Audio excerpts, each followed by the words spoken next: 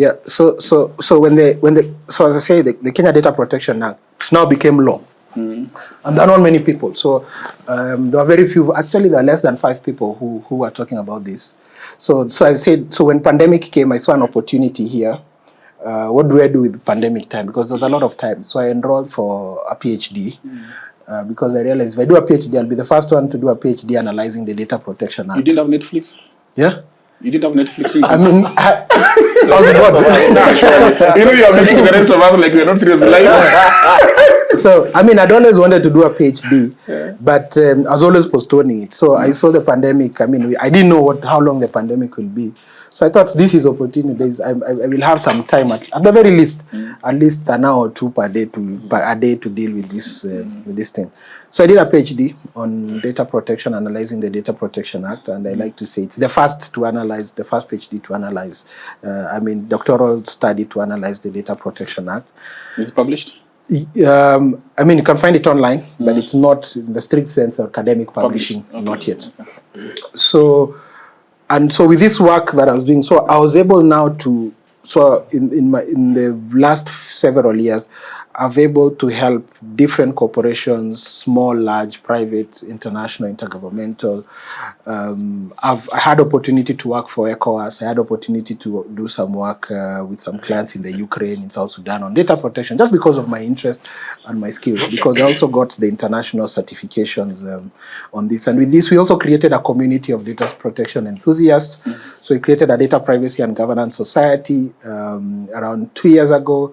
My colleagues elected me to be the chairperson of the first all-inclusive data protection practitioners society. So that basically is how I got into this space of data protection. Just curiosity, and I think as Orina says, is seeing what is around, what is happening, and also for me, to be honest, I also see, because we were a few people in data protection, I'm going to earn a lot of money from this. You know, it's like quails. The people who started quail eggs at the beginning, they made a lot of money, but by the time it was flooded, they were rotting. But as pioneers have that advantage of taking advantage of that space, whether economically, politically, or socially. And I think that's what happened to me, and that's how I am here, and I became both a data protection academic and a data protection professional. So when it comes to most of us, this looks like we just want to do some games, kidogo. Most of us look up to people. I tell people, anybody who knows me knows what impact my mother has had on my life. The person she had the most impact on my life, because I lost my dad when I was very young, maybe 9 or 10 years old, and I owe everything literally to the sacrifice that she made. May she rest in peace. What would you guys say? Who's this person? And it doesn't have to be as sentimental as mine.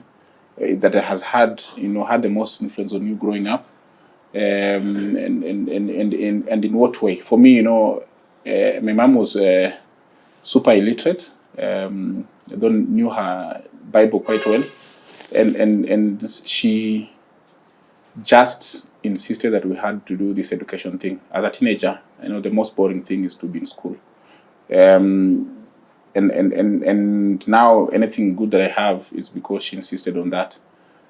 What will you guys say? Who was this who had influence on your life, and in what way? Maybe you can start with you, Ole. I think for me, I think my father is also an advocate. He's a lawyer, and I was able to.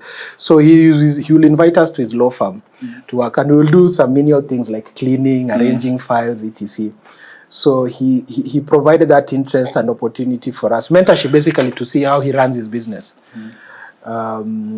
And I think at that time, then he also, as I was getting into campus, he'll also show me how to draft an affidavit, how to draft a pledge, how to serve.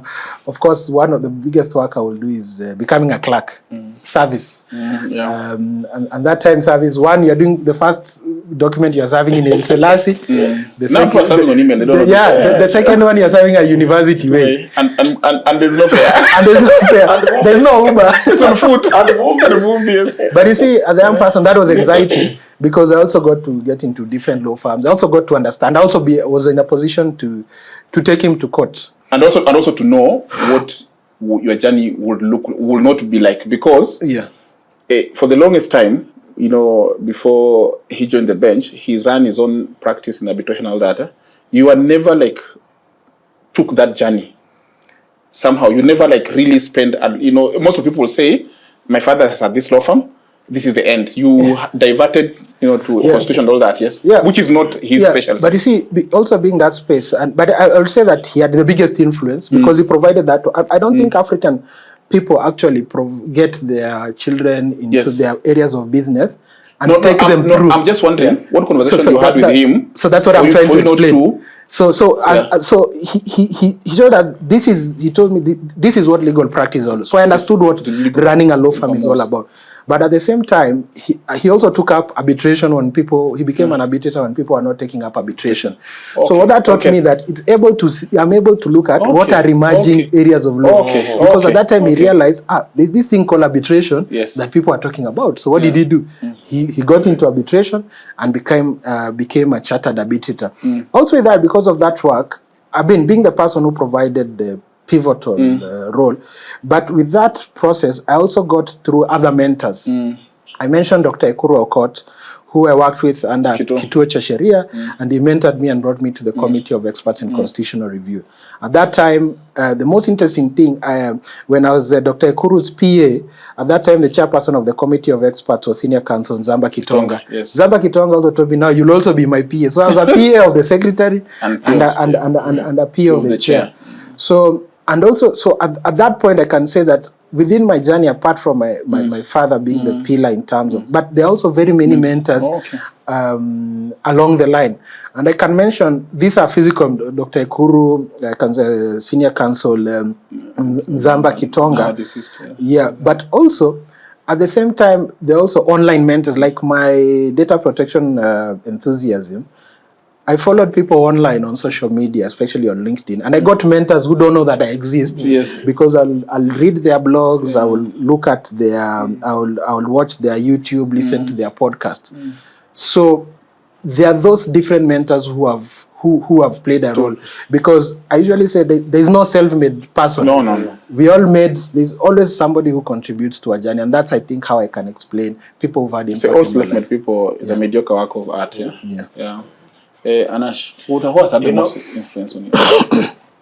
Just like you, I lost my dad when I was about 13. And in such circumstances, when you see someone who lost their parent when they are young and then they come out and they thrive, the parent who remains back must have played the most critical role. My family played a critical role in mentoring me, and at the head of that was my mother. She's still there. She was a teacher. She's here. And we are friends with my family, my sisters and my brothers, and of course my mom. And I'm so glad that she took up a position where she ensured that we had to get the best with the limited resources that of course were available, to get the best out of it and come out at the top. With respect to the legal profession and the legal life, of course, I've been mentioning about Dr. Haminwa. Dr. Haminwa, incredibly, the guy was, I don't know how to say this, but I really look up to him up to now. You always see me talking to him. I always call him, I pass by his chambers, we have tea. He has incredible wisdom, incredible grasp of the law. And I really want to say that he is my mentor with respect to the legal practice. In that firm, of course, there's, Lebuta says, there's several other individuals who would actually help you to craft who you are at this stage. But for me, it's my family and Dr. Hamino and his firm and his family. Dr. Hamino's family has several lawyers in there. One of them was Albert Hamino. His son unfortunately passed away. He was like my best friend. Of course, his wife, Justice Hamino also. His brother, Charles Ford Hamino, he was a lecturer at Columbia. So in that fraternity, I can be able to say that these are actually my mentors in what we do. Orina? Yeah, thank you very much. I also have to agree that that family support and stability of the family is very important, especially when you're coming up. My mom was also a teacher, now retired. I think I learned a lot from her. The fact that how she thought that it's quite important for us to be in an environment where I would learn well, but also specifically for her as a primary school teacher, having trained as a TTC and went all the way to even attain a degree at her old age, I think inspired me in terms of pursuing my journey in academia. But I also have to recognize that earlier on in university, my choice even to pursue international law, international humanitarian law, was informed by my supervisor then, Dr. Moody. And I think this is a lesson I also have picked as now a lecturer and someone who is in a position to mentor. Sometimes you just need to see people and talk to them. Of course, the initiative most of the time they comes from the mentees who want to seek advice from you. But you also, as a mentor, need to recognize someone and pick them up and suggest to them or try to guide them. And it's something I keep doing whenever I find people and an opportunity to mentor. I think even that recommendation, to write someone a recommendation, Dr. Muli is a person who always wrote for me recommendations whenever I went for master's, PhD, because it's for young lawyers or young academics who want to pursue scholarships or fellowships, they can tell you how important a recommendation is and to get it from the right persons. So it has also taught me, as someone now who is in a position to mentor, whether it's young lawyers, prospective academics, or anybody in this profession, to always be available, always be in a position to see and pick up people and help them in whichever little way you can do to mentor them, to ensure that at least they have the right discipline and you can introduce them to the right circles to progress in life. Now, when being Kenyan, of course, everyone tells us their biggest, the main biggest investment is land and house. But I've also held the view that people can splurge their money whatever they feel like. For me, people who know me is be shoes, will be art pieces, will be watches, and will be, once in a while, if I'm rich enough, good cars. And this is, of course, now us being ostentatious as advocates. Like, what is, if you have money, like, what's this thing you normally buy? You're choosing between, and this is a bit reckless, between school fees and buying this thing. Like, let's assume you are in Italy, on the streets of Italy. What is this thing if you saw in the shop and madam is telling you, "Bana, fees ijalipwa"? You will say, fees tutajua mbele. I can talk to the school, but what's this? Because lawyers and tests, we have to admit. So if you can tell us, Ole, what is? For me it's art. I even stopped going. I stopped going to art galleries. Yes. Yeah. I stopped. Reason being, I will always spend money, whether I have the money or not. But yes. You can call someone. Yeah. So I love art and I like supporting local artists. I support a lot of local artists because I believe there's a lot of good art that is happening. So but I say for the last 1 year, I've stopped going to galleries because of the simple reason that the way you drive off from the gallery, then you go do some calculation and come back and say, okay. Yes. Okay. You want them to close down, man. Yeah. Don't I also need to eat. Yes.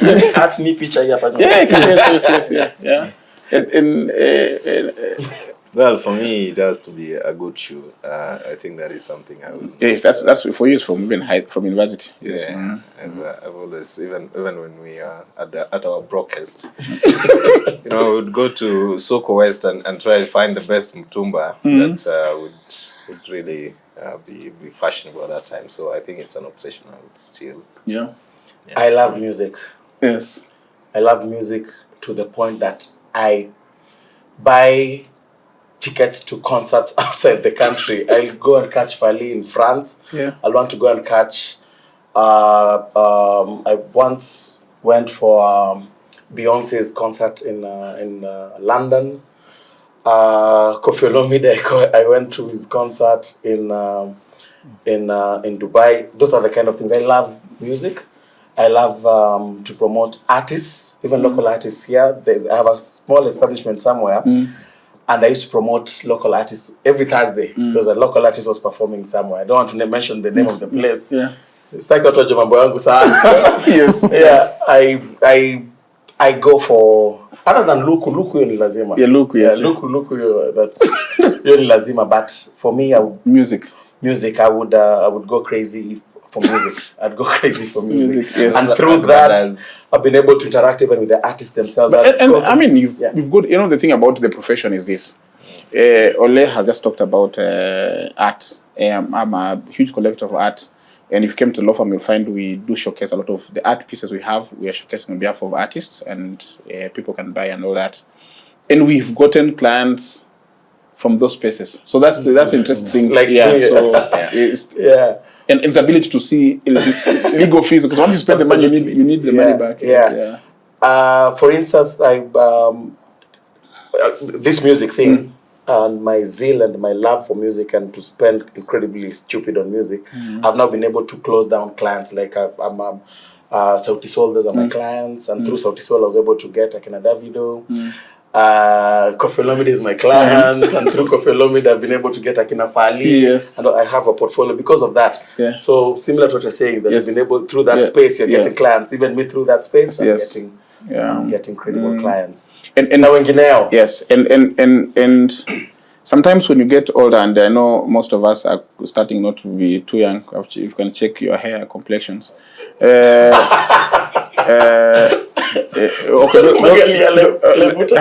nywele. So cut. Producer toxicity. So what do you regret not doing when you were younger? For me, I mean, as an advocate, I really worried about the perceptions that people had about me. And for the longest time, I used to be a court lawyer, and people were saying, you are very aggressive, you are very what, and so you had to dumb down a bit, sometimes to the level of the lowest IQ in the room. What do you guys, for instance, in your lives, let's say professional lives, you regret not doing when you were younger, and you feel that it would have added, a lot more value to your profession, or you just have enjoyed life? Just a sec. This Orina did not tell us about his vanities. He told shoes. Oh, okay. Yeah, okay. And those Agbadas. 1 million. And Agbadas. He gave me the numbers. Yes. Okay. Yeah. So what do you regret? Yeah. What do I regret? Yeah. For me, to be honest, I realized. I mean, sorry to say this, my IQ was high, but I just feeling like people were thinking, oh, Makanda, you're too aggressive, and your fellow lawyers are you're aggressive, or you're doing what? I'm like, if I was aggressive in that space of 26 to 33, I would have had much more fun. I would have achieved a lot more at a young age. But you realize that most of the time you have to operate at the level of the most offended magistrate, the most offended judge, the most offended colleague in the profession. And then when you grow older, you realize these are professional colleagues.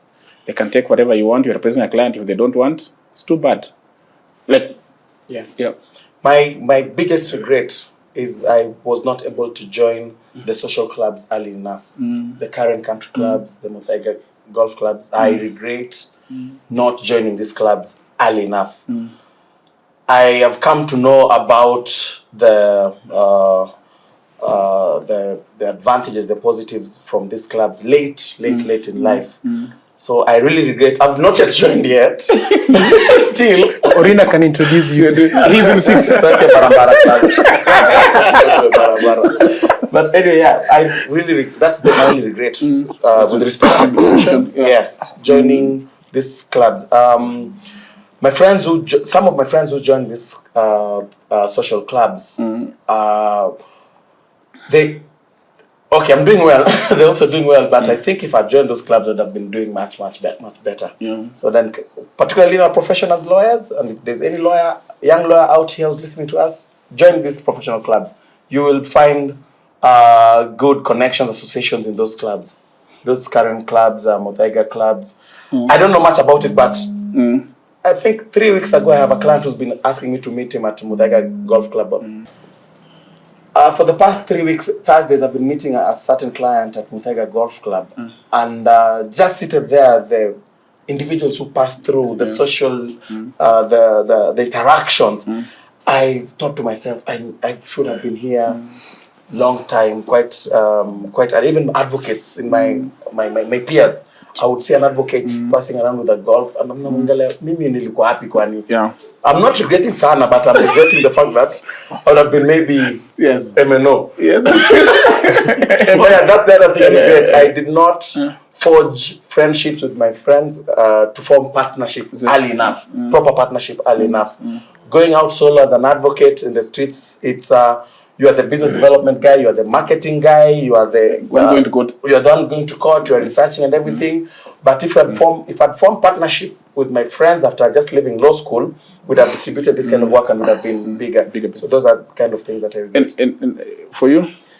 Well, for me, I think earlier on in the profession, my only regret would be that sometimes you try to do so many things, but without really focusing on one thing. But later, after a few years, you get to settle down, and I think it's also something I've noticed with younger advocates, and I have to tell them this, that opening a law firm after admission is a mistake. Yeah, you need to be mentored.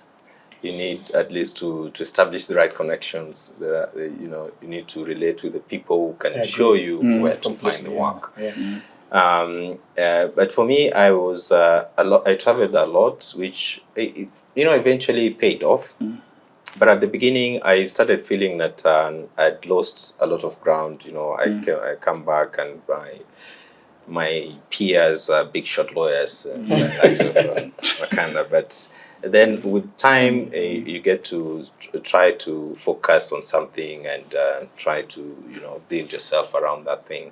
So I would that's the lesson I would pick from that, especially for the young and upcoming lawyers. Try to be patient in the profession, to learn from people, from the right people who can introduce you to the right spaces, to the right clients. Rather than just running off after pupillage, and you've met one client who's paid you 30,000, and you think you can establish a lot. And also, I mean, the reality is that that journey obviously helps you pick a lot of knowledge. Yes. And not to, this conversation is always a sensitive one, not to look like it's gatekeeping. But the conversation that as we mentor young lawyers is to tell them that in terms of advising a client immediately after admission, there's one person who's getting shorter side of the stick. So maybe that conversation is also important in terms of growth. And Ole, for you? I think I relate to what they're saying, but for me, I think it's work-life balance. I think I should have done that earlier. I think, as you say, is in campus. I doubt that people had more fun than me in campus. As you say, you and the Nash. So I think that work-life balance, I think it caught up with me. So it affected my health, and I found myself in hospital. I remember. And it would have been worse. So it would have been worse, but it was a wake-up call, and that what it's taught me over the last 6 or 7 years, that work-life balance is important, and I think that's something that I should have caught earlier, because you can make all this money, but at the end of the day, if your physical and mental health is in shambles, to be honest, it will affect your professional, your family, your social relations, because your body will be collapsing, your mind will be all jumbled up without. So what I think for everyone, both young, old, etc., is that work-life balance, and pay attention to your physical health, because a lot of us say, I have a medical insurance, or I can pay. I can afford those. But you see, at the end of the day, like when I was in that hospital bed, the only thing, you don't think about your clients. Yes. You don't think about your money. It's like life. God, I need to get out of this hospital. And your life bed. is For me, I was in the ICU for 2.5 days, and ICU, you are basically almost dead. Yes, so they're just trying to ensure you don't die. Yeah. But there's a possibility you can die. So even as we make all this money, make all this become big shot people, we have to remember that work-life balance, mental. So I usually say it's physical, mental, and spiritual health. If one of them is in balance, definitely it will have an impact on your relations, whether professional, social, family, or otherwise. So we went through the last two, and this is quite random. 20 seconds, 30 seconds. What book are you currently reading? And in a short 20 seconds, what is it about? I'm reading Lord of the Rings by Tolkien. I should have read this quite early enough. It's a fantasy book. It's all about literature, nothing to do with law. Just for muenjoyo. Yes, yeah. Yes. So that's what I'm reading. and Ole? So I just finished a book. Just I can't remember the author. Yes. But I read a lot of books in terms of my field. AI. So I'm reading a book on AI, about the regulation of AI in the world, and it's just it's about AI and humanity, and it gives the perspective of the powers that control AI, what AI effect has on our economy, our social, and our political well-being. Something I also didn't mention is that during my journey, I read a lot of books on the topics that on data protection, on AI, and emerging technology. I can't remember the last time I read sort of fiction and also that helps me, create and just get to know out there what are people thinking about these things. I think also another regret I've had as in my academic journey is not creating time to read more non-academic oriented and scholarly books. Yes. Every time I'm currently reading and rereading Performances of Injustice by Gabriel Lynch, which is really... Still have your book, Muhammad Mamdan? Oh, you need to read it. I also have your Invincible Gorilla. I saw it yesterday on my shelf. Yeah. This talks about recounts the the post-election violence in Kenya and how we completely messed up finding justice for the victims of for me I'm reading Shock Doctrine, Naomi Klein. It's just basically about what we call Chicago School of Economics, and it's espoused by a person who had disease called Milton Friedman. And especially, I started reading that book on the background of at certain Gerard Kushner saying that Gaza can make real good estate, and then went into a rabbit hole and realized that the war industry is not what we see. Every time there's reconstruction, there's a lot of gentrification. That's what I'm reading right now. I need to say something. My two colleagues here have said that they regret not reading fictional. And when I was telling Lord of the Rings, I'm reading. Now that I understand that Kuba, you're missing out on reading non-law things. I'm reading Looking for a Rain God. I'm actually saying the truth. I'm now at the prison monger. Hama Tumas. The case of the prison monger. And now, which movie have you watched the most times? And you watch? I love Desperado, Antonio Banderas, and I think I watched it like 8 times, and I still watch it anytime. Martin Lawrence, Blue Streak and National Security. You know, we're laughing. That movie, I think we watched it so many times until the CD. Can scratch. The CD can scratch. When you sleep together, it's like, we are bored, okay, wake up, blue streak. Blue Streak, National Security, Martin Lawrence. And Yeah, I think I watched Blue Streak. I think too many times. But also, I love Jason Statham movies. And I think I've watched Transporter. I watch a lot of... so many times. I also watch Denzel movies. I think of each of Denzel movies I've watched like 5 or 6. obviously, this tells our age to people watching. Are there other actors? No, Now I'm ashamed. There's that TND thing that has been trending. TND saying, why are you passing between my ears? I hate you. I hate yeah. So there's someone who posted somewhere that, kumbe these guys are celeb. Agency ya TND. I was like, tumefika hapa. Kumbe these guys are celeb. TND. They don't know him. So, Well, now I'm ashamed to say that my all-time favorite has always been 24 because of my interest in, national security. yeah. But also there's a lot of American propaganda. But I love it. I love Kiefer Sutherland and movies. Habib Marwan. Now, Maybe you're listening in. now, as we wind up, we maybe just hate to say this, but I mean, Orina, you had said very well about the need for patience for young lawyers. Maybe what is it you can tell advocates that, because sometimes you get a lot of despondency. People feel like the profession is already, clogged, if that's the right word. How do people see those other opportunities that are there, or what?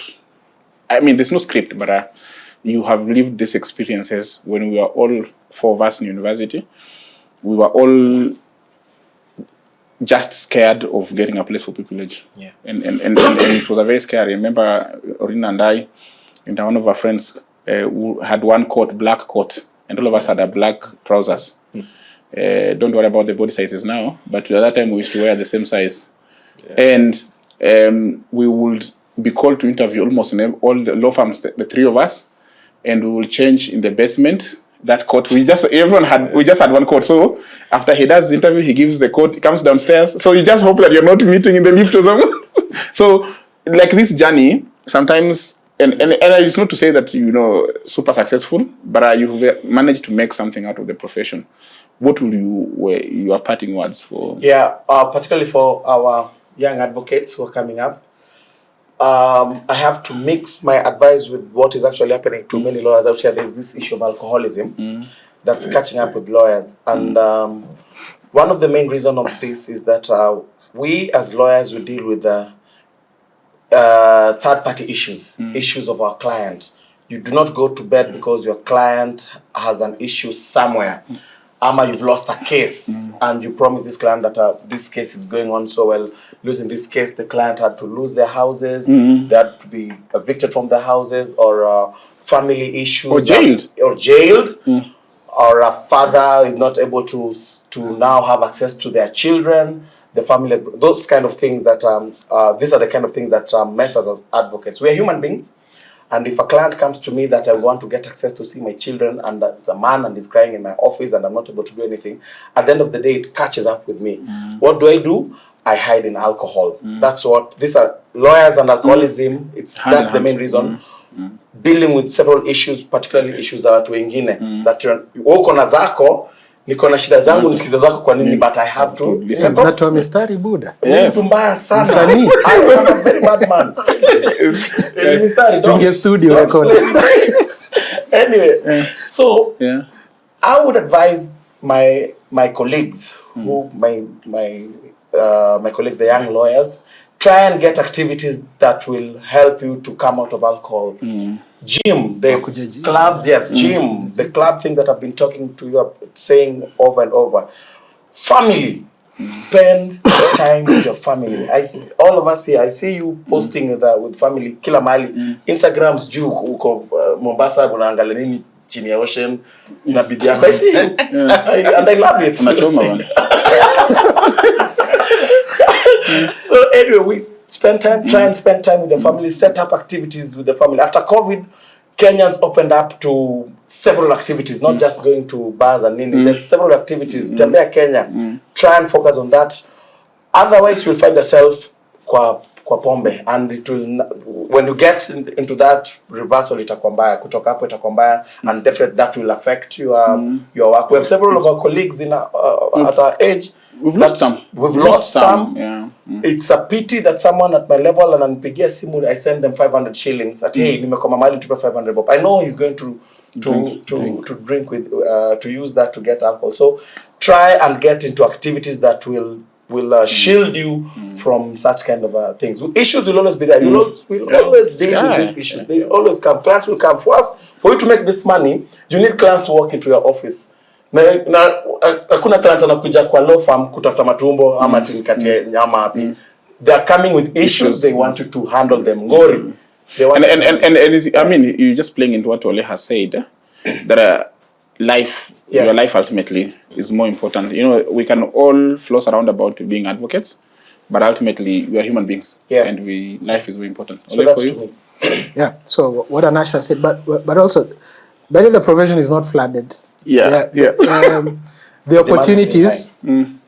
I mean, there's a book I read. My mother asked me to read when I was young. It's called "Who Moved My Cheese." Yeah, so if you read that book, "Who Moved My Cheese," you learn about stagnation. That sometimes we can stagnate because it's comfortable. But I think Orina went into international law and nobody knew. Like, I didn't do international IHL, so I had no idea. I wouldn't say I have an idea what international humanitarian law is about. But when you look at the world, there are opportunities for everyone. Like, I got into data protection. Now the thing that is coming up is emerging technology, AI regulation. Yeah. And there's opportunity for lawyers and all professions to get into that AI space. Maybe in another few years, there'll be something else. One interesting thing, around 10 years ago, I met a lawyer who was in the sisal business.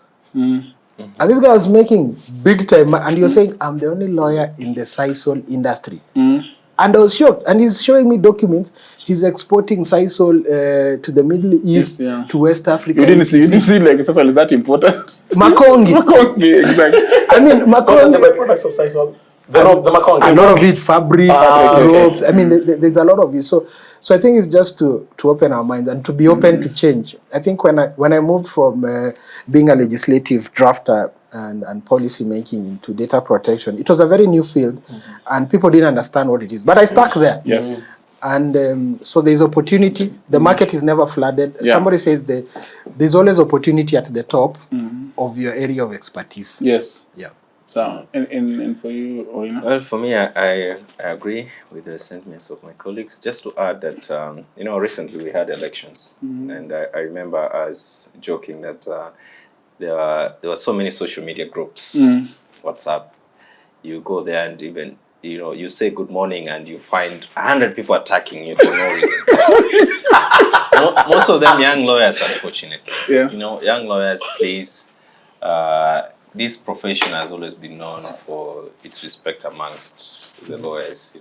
Elections come and go, whether you support whoever. And I think what has deteriorated over the last 10 years plus is that respect, mutual respect amongst colleagues. Yeah. Because lawyers, we do not fight. We fight for our clients. But we could be going against each other today, and tomorrow I'm giving you a brief or something that I cannot handle because I respected the way you handled yourself. But out here, we are fighting over trivial things, and we're not even fighting over important things that make you money or anything. So lawyers, please, especially the young lawyers, remove yourself from getting too personal and too involved in, contestations over, small issues like who represents us, etc. And also something else, a lesson I probably want to share with those who've made it a bit, the lawyers who are 5 years plus in the profession, 10 years, 15 years in the profession. Please create space for mentorship, whether it's, lawyers who are at the university, because in my law firm now, we are opening up mentorship for lawyers who are in their second year, third year, fourth year. You start taking them in as early as possible. You see, Anash is a successful lawyer. He got exposed quite early. to that kind of environment. Give opportunities if you have space. Please give opportunities to mentor lawyers, and I think that is the only way you can impact, because most of what people learn, they practice what they learn, what they see from their bosses. Yeah, so guys, we could go on the whole day because I know we are good friends. These are conversations we normally have in our WhatsApp group. We're in the same WhatsApp group. Same year. The housemates, the two of us are housemates. The two of us were in the same high school. So, I mean, the ones who should talk about the high school, of course, went to rural schools. So, it's okay. We are not mentioning. St. Francis Xavier Shipado. Yeah, so guys, thanks for visiting our podcast. We appreciate Just Legal and for taking your valuable time to be here. There's nothing more important than a lawyer's time and his opinion. So you've given us both of them, and we don't take it for granted. We appreciate. Tune in. More episodes coming. You get to hear about what is happening out here. Thank you. Thank you so much. Thank you. Yeah. Thank you. Sir.